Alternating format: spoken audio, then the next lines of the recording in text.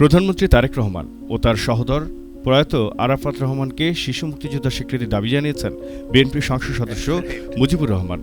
সাবেক প্রধানমন্ত্রী খালেদা জিয়ারও মুক্তিযোদ্ধার স্বীকৃতি চেয়েছেন তিনি। আমাদের নির্যাতিত, নিপীড়িত ও একটি বিপ্লবের নাম জনাব তারেক রহমান।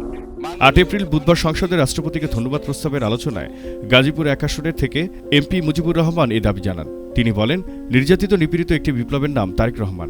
প্রধানমন্ত্রীর যুগ শ্রেষ্ঠ উক্তি, সবার আগে বাংলাদেশ স্লোগানে গাজীপুরবাসী উজ্জীবিত। মাননীয় প্রধানমন্ত্রীর দেশপ্রেমের যুগসৃষ্ট উক্তি সবার আগে বাংলাদেশ স্লোগানে গাজীপুরবাসী ঐক্যবদ্ধ। তিনি বলেন, ৭১-এর স্বাধীনতা যুদ্ধে আমাদের প্রাণপ্রিয় নেত্রী, আমাদের মাতা বেগম খালেদা জিয়া ও তাঁর সহোদর ভাই পাকিস্তানিদের হাতে বন্দী ছিলেন।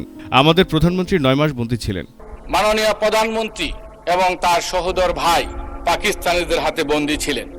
আমার জোর দাবি, আমি নির্বাচনের আগে নয়, রাজনৈতিক বক্তৃতায় বলতাম, যদি কোনোদিন সুযোগ হয় বেগম খালেদা জিয়ার যে স্বাধীনতা যুদ্ধে অবদান, সেই জন্য তাকে মুক্তিযোদ্ধা হিসেবে স্বীকৃতি, এবং আমাদের মাননীয় প্রধানমন্ত্রীকে খুশি করার জন্য নয়, তিনি ৯ মাস বন্দী ছিলেন, এবং তাকে একজন শিশু মুক্তিযোদ্ধা হিসাবে, আর তার প্রিয় সহোদর ভাই আমাদের ভাইকেও আমি শিশু মুক্তিযোদ্ধা হিসেবে স্বীকৃতি দাবি করছি। এই প্রস্তাব তিনি প্রধানমন্ত্রীকে খুশি করার জন্য করছেন না বলে দাবি করেন।